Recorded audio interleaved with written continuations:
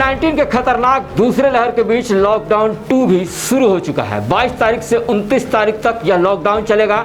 सूबे के मुख्यमंत्री हेमंत सोरेन ने इसकी घोषणा पहले ही कर दी थी। यह अलग बात है कि इस लॉकडाउन को लॉकडाउन नहीं कहा जा रहा है, बल्कि इसे स्वास्थ्य सुरक्षा सप्ताह कहा जा रहा है। 8 दिनों तक चलने वाले इस स्वास्थ्य सुरक्षा सप्ताह को लेकर प्रशासन ने भी सख्ती के साथ सड़क पर उतरकर इसका अनुपालन कराया।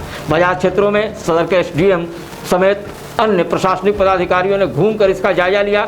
जो दुकानें खुली थी, जिन्हें लॉकडाउन के दौरान बंद रखने का निर्देश था, उन्हें बंद कराया गया। कई दुकानों को चालान भी काटा गया। इस दौरान सड़कों पर लोगों का आवागमन कम ही दिखा। हालांकि इस जो लॉकडाउन है, इस दौरान कहा गया है कि जो आवश्यक सेवाएं हैं वो चालू रहेगा, जिसे देखते हुए आवश्यक सेवाओं को लेकर लोगों की आवाजाही भी देखने को मिली। कई जगहों पर बाजार क्षेत्र में भीड़ भाड़ को पुलिस बल के जवानों ने खाली कराया और सख्ती से इस जो लॉकडाउन में निर्देश दिए गए हैं उसे पालन करने का निर्देश दिया। आपको बता दें कि 22 तारीख से 29 तारीख तक स्वास्थ्य सुरक्षा सप्ताह के रूप में दूसरे लॉकडाउन की घोषणा की गई है, जिसमें आवश्यक सेवाओं, जिसमें मेडिकल और सब्जी, किराना दुकान समेत कई तरीके की जो छूट दिए गए हैं। उसके अलावा तमाम लोग जो हैं वो अपनी दुकानों को बंद रखने का निर्देश उनको दिया गया है। इसके बावजूद कुछ लोगों में यह कन्फ्यूजन, भ्रम की स्थिति थी कि किसे खोलना है, किसे नहीं खोलना है। हालांकि सोशल मीडिया पर भी कई तरह के भ्रामक मैसेज ने लोगों के बीच कन्फ्यूजन पैदा करने का काम किया। इस बीच हम आपको यह बता देना चाहते हैं कि सरकार ने जो गाइडलाइन जारी किया है उसके मुताबिक दवा दुकानें, हेल्थ केयर और चिकित्सा उपकरण से जुड़ी दुकानें खुले रहेंगे। जन वितरण प्रणाली की दुकान खुली रहेगी। पेट्रोल पंप, एलपीजी गैस और सीएनजी आउटलेट खुले रहेंगे। ग्रॉसरी स्टोर को खोलने का निर्देश जारी हुआ है और लेकिन होम डिलीवरी की बात इसमें कही गई है। इसके अलावा फल, सब्जियों, अनाज, दूध और डेयरी प्रोडक्ट, पशु चारा और खाने पीने के सभी दुकान, जिनमें मिठाई की दुकान भी शामिल हैं, इसको खुले रखने का निर्देश है। होटल और रेस्टोरेंट तो खुले रहेंगे, लेकिन होम डिलीवरी की अनुमति इन लोगों को दी गई है।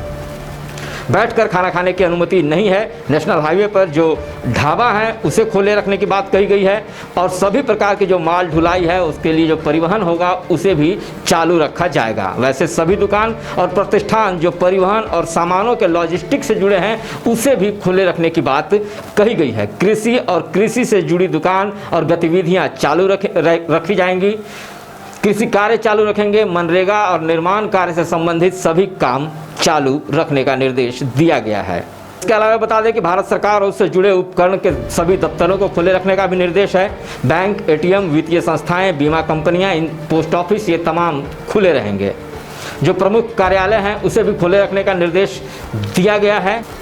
और इन सब के बीच जो सबसे महत्वपूर्ण बात है कि क्या क्या इस 7 दिन के दौरान बंद रहेंगे, इसमें दर्शकों को यह समझ लेना जरूरी है कि सभी सार्वजनिक स्थानों पर 5 लोगों से अधिक लोगों की भीड़ लगाना सर्वथा मना किया गया है। अगर ऐसा पाया गया तो उन पर कार्रवाई भी की जाएगी। इसके अलावा धार्मिक स्थलों को जो खोले रखने की बात कही गई है, लेकिन वहाँ श्रद्धालुओं की भीड़ लगाने की पूर्णतः मनाही होगी। धार्मिक जुलूस पर प्रतिबंध है। School, college, ITI, development centre, coaching centre, tuition classes और ट्रेनिंग इंस्टीट्यूट बंद रहेंगे।